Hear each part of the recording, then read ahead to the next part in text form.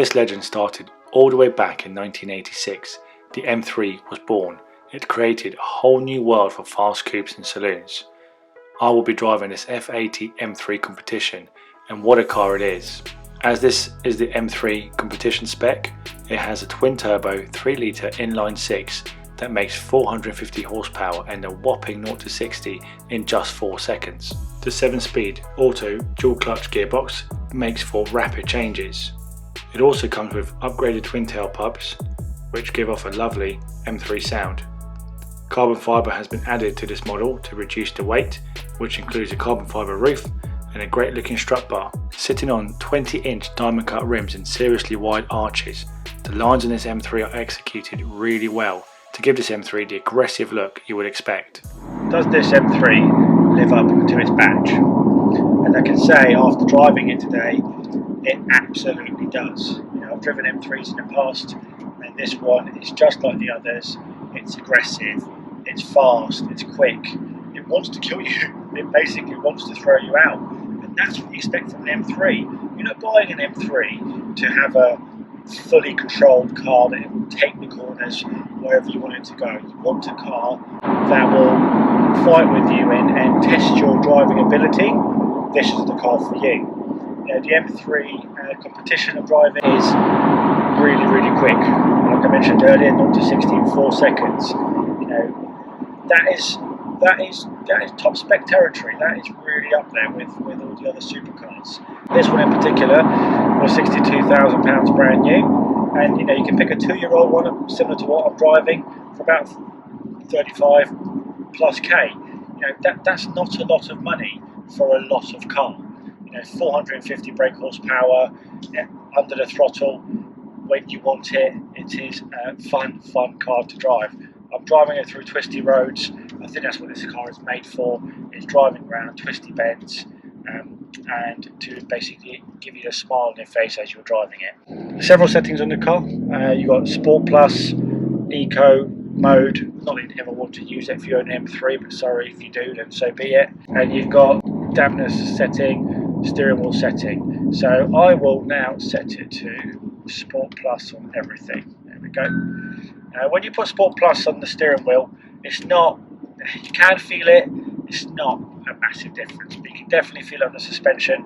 When you have it efficiency and you go through these B roads, it's really soft and actually a comfortable ride. And as soon as you put it in Sport Plus mode, it's definitely a substantial difference, or as my mate likes to call it, the nuts mode. So we're now in nuts mode thanks to Alan, who's by the way this car is, so thank you very much for letting us for the day to enjoy it and review it. If you have annoying neighbours and want to get them back, then this is the car for you. The noise on this exhaust is staggering. It's really going to rattle their windows. It's brilliant. And you can hear it now, it's popping away. As soon as you start driving through town, the car's been warmed up. It's got a lovely pop and a bang to it. But if you start up in the morning, your neighbours will definitely know about it and probably hate you, but if that's what you want and they're annoying you, then that's the car to go for. And as soon as you open her up, as we come out of this B road here, going to national speed, you can hear it just scream and it throws you right back. Got to be careful, of course, because you can quite easily head above the speed limit and lose your license in no time. That said, it is a really well built car. You know, things are where you expect them to be. They work how you should do. The sat nav works absolutely great. Easy to control. The standard BMW turn wheel, so whilst you're driving, you can easily see it. You can go to split screen as well and have both screens going at the same time. Obviously, the newer ones come with digital dash as well, which is quite a nice touch. It's easy to use, and I've always liked the BMW system because you don't have to fiddle around and try and find the buttons as you're driving. You can just keep your eyes on the road and just use the wheel. So that's something that BMW are still going for. We've been having it for years now, and they're still using the same model because the system works. Yeah, it's what an M3 should be. You know, if you say thinking they're all, but I'm not a boy racer, you know, it's not about boy racer. You can do both. You can do absolutely both.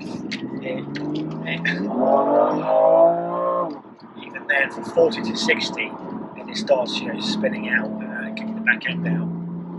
As I was saying, so If you want to go through town and be absolutely comfortable with it, you can do. You can put all the stuff into efficiency, all the settings into efficiency, and it's an easy ride. You know, and you can get a family in the back, which is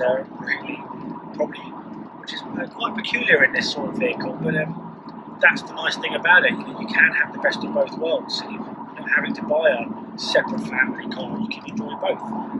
You have got 18 miles per gallon of running costs, so you do find yourself at a filling station quite often. Service costs as well on this car are somewhat expensive. They are £1,000 plus when you want to go and get a service from BMW.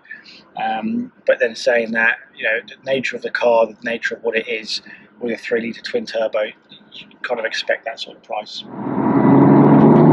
Come on to M Road now to open her up a little bit, and you'll see just how quick she gets from even 30 miles per hour to 70. It's just phenomenal. This car has got the power to just blow socks off.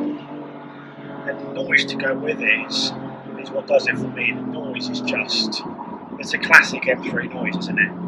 You can hear it. I like playing with the paddle shifts. They've got nice responsiveness to them. They don't feel too cheap, they feel metally, so you know, that's a nice touch from BMW. To 50, look down, and that's it. Flies off again. Almost sounds a bit like a supercharger actually. You can hear the turbos whining. Obviously it's a twin turbo, so it hasn't got a supercharge, but it does remind me a little bit of a supercharge.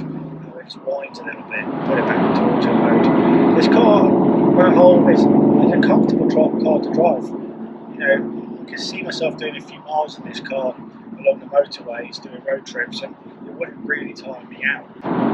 Might need ear defenders for that exhaust pipe on the other hand, but that's what you buy an M3 for. It's 7th gear and still wants to go. There is one more negative on this car. Road noise.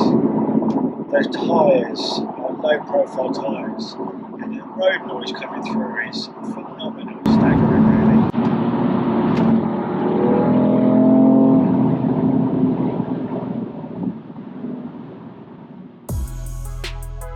I had a lot of fun with this M3, so if you're looking for a family saloon that's got a lot of practicality and a huge amount of grunt, then this car should be on your list. Thank you for watching.